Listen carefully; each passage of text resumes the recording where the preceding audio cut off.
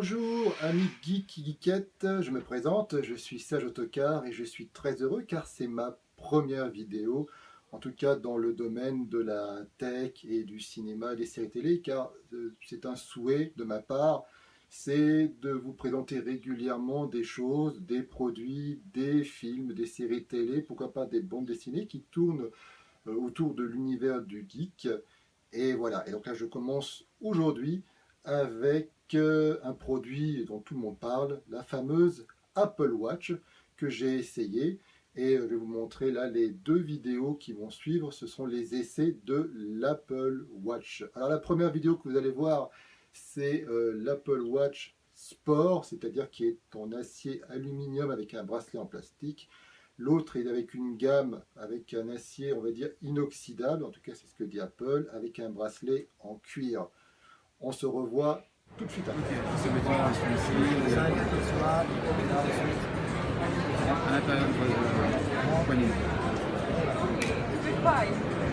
Que tu vois, un B, envoyé par exemple, tu peux aussi tapoter pour attirer l'attention. Et si je tapote sur ta montre, ça va tapoter sur la selle.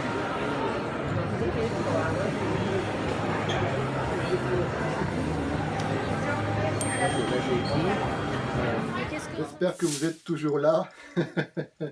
Bon, alors j'ai essayé ces montres aux Galeries Lafayette à Paris et donc je vais vous donner mes impressions. C'est bien sûr une histoire de goût. Vous pouvez très bien ne pas être d'accord avec moi. On va d'abord parler de l'esthétique. C'est un format carré. On n'a pas toujours l'habitude, on n'a pas l'habitude de porter des montres carrées, on porte surtout des montres rondes. J'ai des montres au format carré, rectangulaire, ça ne me gêne absolument pas, on s'y habitue très rapidement. Et croyez-moi, j'ai essayé d'autres montres connectées qui, elles, avaient un format plutôt arrondi. Pour lire les notifications pour les applications, c'est mieux un format carré. Donc, après, on aime ou on n'aime pas, mais pour se servir d'une montre connectée, surtout tactile, c'est bien meilleur. Ensuite, l'aspect, on va dire, confort. Elles sont très légères. C'est la première surprise. Elles sont vraiment très agréables à porter. Alors qu'on l'essaye avec un bracelet en plastique, en cuir ou même en acier. Je n'ai pas fait une vidéo de ça, mais voilà, elles sont très légères, ces montres-là, les montres Apple Watch, donc il n'y a pas de problème là-dessus. L'épaisseur, alors elles sont épaisses, il n'y a pas de... Voilà, elles sont épaisses. Lorsqu'on les voit en vrai, c'est pas si épais que ça. Je sais pas, voilà, mais voilà, il y a quand même une certaine épaisseur, il y a quand même de l'électronique, il y a pas mal de technologie embarquée à l'intérieur. C'est normal qu'il y ait cette épaisseur-là, hein. Donc peut-être que pour la seconde version, la troisième version, l'Apple Watch sera plus fine, mais là elle est assez épaisse. Alors, j'ai deux formats, j'ai essayé la 42 mm, il y a la 38 mm. La 38 mm est bien sûr plus adaptée pour les femmes. C'est très petit, 38 mm. On peut se débrouiller, hein, il n'y a pas de problème. Mais si vous avez des problèmes de vue, si vous avez des gros doigts, enfin, c'est quand même pas facile. Les 42 mm, le format c'est meilleur et c'est aussi meilleur pour l'autonomie. Car là maintenant on va parler de la partie technologique, l'autonomie. Apple annonce 18 heures. Donc en gros, ça tient la journée. Vous allez forcément devoir la recharger et recharger la batterie tous les soirs. C'est un gros inconvénient. Pour le moment, on ne peut pas faire autrement. Donc c'est à vous de voir si c'est un défaut rédhibitoire ou pas. Voilà, ça tient à 18 heures on va dire, en utilisation moyenne. C'est ce que dit Apple. Ne me demandez pas ce que cela signifie exactement, utilisation moyenne. Je pense que là, il faut voir des tests plus approfondis pour connaître. Alors, qu'est-ce qu'on peut faire avec une Apple Watch? On peut faire beaucoup de choses en fin de compte. Mais il faut savoir, il faut se mettre dans la tête qu'un Apple Watch n'est pas autre chose qu'un prolongement de votre iPhone sur votre poignet. C'est-à-dire que sans votre iPhone, la montre est quasiment inutilisable. Donc c'est un simple prolongement. C'est-à-dire que si vous avez par exemple l'iPhone 6 ou l'iPhone 6 Plus, qui est un gros téléphone, parfois ça craint de le sortir à tout moment, surtout lorsqu'on est dans le métro à Paris, n'est-ce pas? Et c'est vrai que c'est peut-être plus pratique de lire des notifications sur sa montre que sortir son téléphone et de risquer de se le faire chouraver. C'est déjà une chose intéressante. Alors, comme je l'ai dit, avec cette montre, vous pouvez lire vos notifications, vos mails, vous pouvez répondre. Il y a un micro à l'intérieur, donc vous pouvez répondre à un appel via votre téléphone. Le son est pas mal. J'ai un peu essayé, on entend, hein, c'est pas super, mais on entend. Il y a un GPS, vous pouvez vous diriger. Alors c'est bien sûr, c'est pas dans la voiture, hein, c'est un GPS piéton. Hein, vous vous promenez, vous cherchez une rue, vous utilisez votre montre sans aucun souci. Le format est assez, le format de l'écran, ça va pour chercher sa rue facilement, ça va. Il y a beaucoup d'autres choses encore. Vous pouvez dessiner sur l'écran de votre téléphone avec votre doigt. Euh, Comme ça, ensuite, vous pouvez envoyer ces messages à votre chérie. Vous dessinez un petit cœur, par exemple. Il y a des petites fonctionnalités comme ça.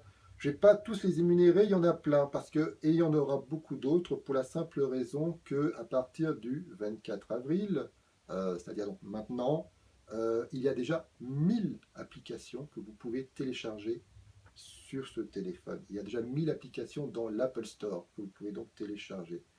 Ce qui signifie que c'est comme pour l'iPhone ou l'iPad, les fonctionnalités vont se prolonger. C'est donc, il y aura des fonctionnalités évolutives.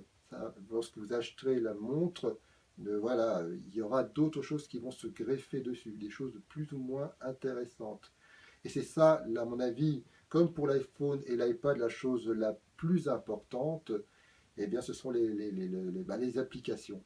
C'est grâce aux applications que la montre va évoluer et va devenir, j'imagine, de plus en plus intéressante. Là, pour le moment, on ne peut pas faire grand-chose, c'est vrai, ce qui est déjà, on peut déjà faire comme certaines choses. On peut aussi, ça c'est comme pour les bracelets connectés, on peut mesurer les pas, on peut faire des tas de choses, le rythme cardiaque, il y a des tas de fonctionnalités sympas déjà. On peut regarder les photos, écouter la musique aussi, enfin voilà, il y a quand même beaucoup de choses qu'on peut faire avec sa montre. Mais je pense que dans quelques semaines, quelques mois, les choses vont vite évoluer. Il y a même des jeux. Alors, ne m'expliquez pas comment, mais il y a déjà des jeux. On peut jouer sur sa montre. Il y a des petits jeux. Voilà. Donc ça va être le talent, l'imagination des développeurs. C'est ça qui va compter pour l'intérêt de cette montre. Alors c'est avant tout un gadget. C'est avant tout un accessoire de mode. C'est pas un objet essentiel. C'est seulement un prolongement de votre smartphone, de votre iPhone, ni plus ni moins. Donc voilà, chose aussi à préciser importante, elle fonctionne uniquement avec un iPhone 6, 6 Plus jusqu'à iPhone 5. Si vous avez un 4 ou un 4S, ça ne marchera pas. Donc c'est iPhone 5 jusqu'à iPhone 6, pas moins.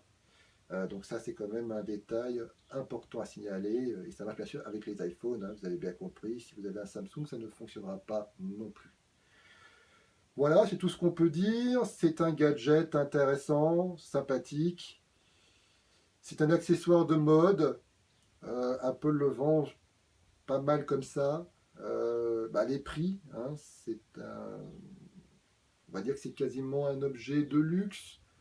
Les premiers prix, ça va de 400 € pour le modèle Sport 38 mm. Sachez que les modèles que j'ai essayés, le modèle Sport, s'il vous intéresse, il est à 450 €. Le modèle, le second que j'ai essayé avec le bracelet en cuir, il est à 799 €, je crois, quand même, hein, 799 €.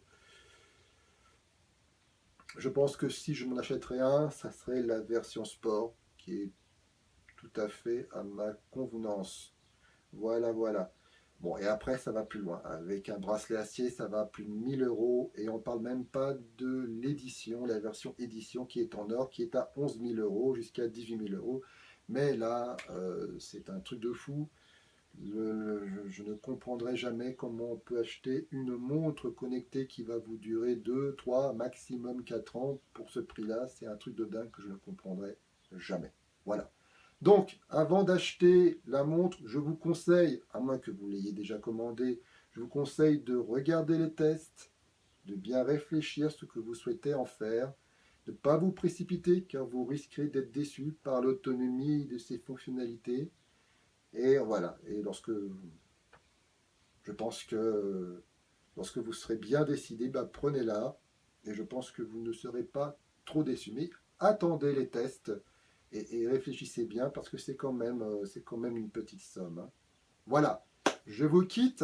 J'espère que cette première vidéo, sans prétention, vous l'avez compris, j'espère que cette première vidéo vous a plu. Je vais essayer d'améliorer les choses au niveau technique. Voilà, on verra si les choses vous ont plu. Je vais peut-être les améliorer. Dites-moi ce que vous en pensez. Si vous m'encouragez à continuer ou d'arrêter. Hein. Ah non, Serge, c'est chiant ce que tu as fait. Bon, bref. Donc, pour ceux qui ne me connaissent pas, vous pouvez me retrouver partout sur les réseaux sociaux, hein, sur Facebook, Twitter, Instagram, Google+, Vine, enfin, je suis vraiment partout. Vous tapez Serge Autocar, forcément, vous me retrouvez. Donc, j'espère que cette petite vidéo vous a plu. Je vous remercie si vous avez eu le courage de la voir jusqu'au bout. Et à une prochaine fois.